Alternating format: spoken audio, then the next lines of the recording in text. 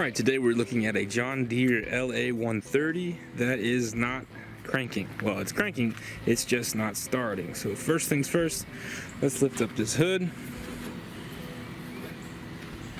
Let's give it a crank and see what happens.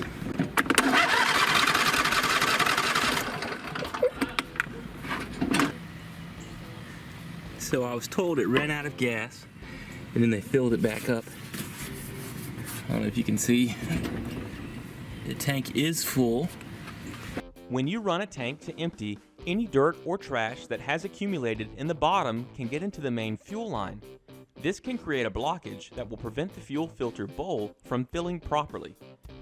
First, let's remove this hose clamp and let some of that fuel leak out so we can expel the trash that may be in that line.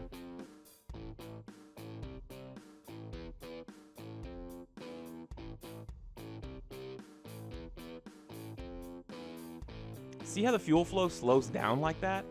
That is a sure sign that there is air trapped in the fuel line that needs to be worked out.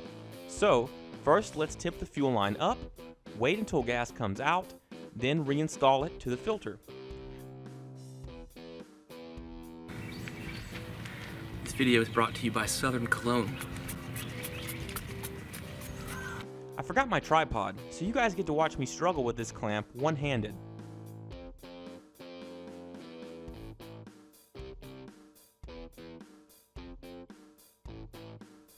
Warning!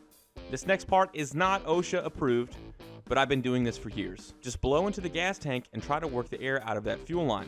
One important note is that you slowly let the pressure off, otherwise you will get gasoline splashed to the face. See how the fuel level reaches the filter now? But we're not done yet.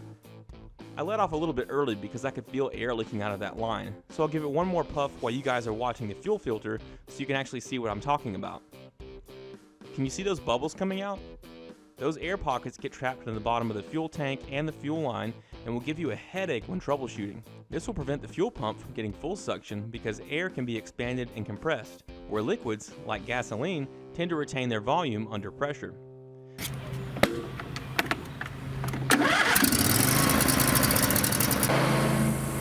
That's it. Good to go.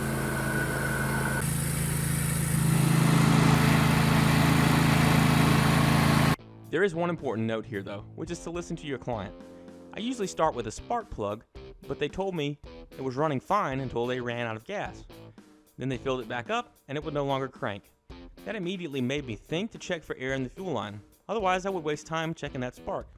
That's it for today. Thank you for watching. Oh, and here's one more quick clip. I just wanted to show you guys after it had been running for 10 minutes where the fuel level reaches inside of that fuel filter. Right there, right in contact with the bowl. So that's all. Thanks you guys for watching. Feel free to subscribe